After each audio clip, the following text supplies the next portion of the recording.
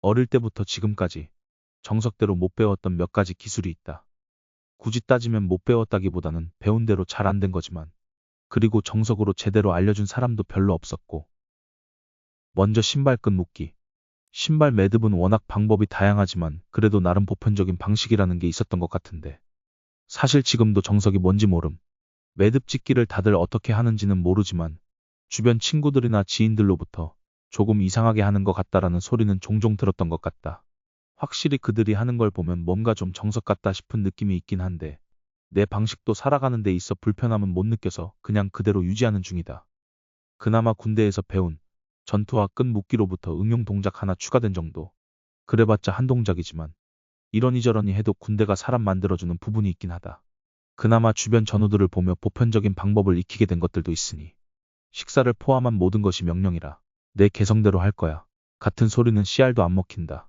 물론 당시에는 눈치껏 맞췄던 것들이 저녁 후 도로 돌아온 것들도 많지만, 인터넷 검색을 해보면 참 별의별 방법이 다 있구나 싶을 정도로 매듭 짓는 방식이 다양해서 애초에 정석이라는 개념이 없는 것일지도 모르겠다. 필기독으로 글씨 쓰기.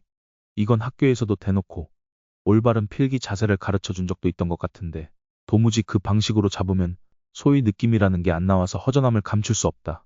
자세와 무슨 상관이냐 묻겠지만 누구나 자신만의 편안함이라는 게 있으니까. 수업과 노트 필기가 주를 이루는 수업 방식에서 불편하다는 이유로 필기를 멀리하게 된다면 그만한 손해가 또 없을 것이다. 새로운 자세를 배운다는 게 하루 이틀 만에 이루어지는 것도 아니고, 부모님도 딱히 강하게 언급한 적도 없었으니 아마 글씨만 잘 쓰면 됐지 자세가 뭔 상관이냐 싶었던 게 아니었을까. 자세 교정에 대해 2, 3회 언급하셨던 기억은 어렴풋이 남아있지만 결국은 대수롭지 않게 넘기셨던 것 같다. 사실 내가 어른들이 좋아할 글씨체는 아니지만 고교 때부터, 심지어 군대에 가서도 내 특유의 글씨체로 주목을 받아본 적은 있어서 자세는 명필이란 생각은 애초에 지워버린 지 오래다. 참고로 지금 쓰는 글씨체는 절대 아니고 특수 조건이 좀 필요한데 하이테크 0.5mm 이하로 아주 얇은 볼펜으로만 쓸 때 한정이었다.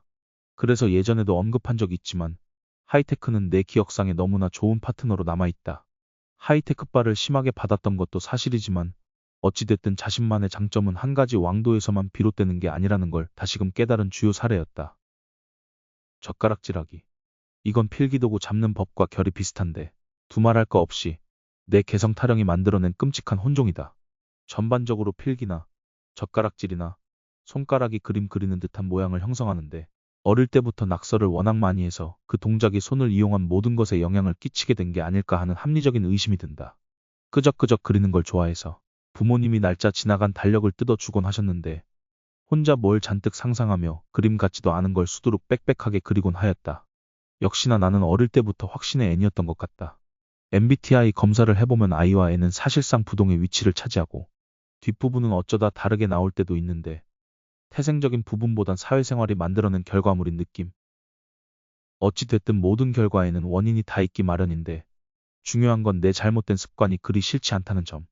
이 손가락으로 얼마든지 예쁜 글씨 쓸 수 있고 밥 먹는데도 불편함을 못 느끼는데 지금 와서 교정할 필요가 있을까? 물론 막상 교정하고 나니 어라 할 수도 있긴 하지만 이제 와서 바꾸려고 노력하고 싶진 않다. 내 몸에 치명적인 상처를 준다면 모를까.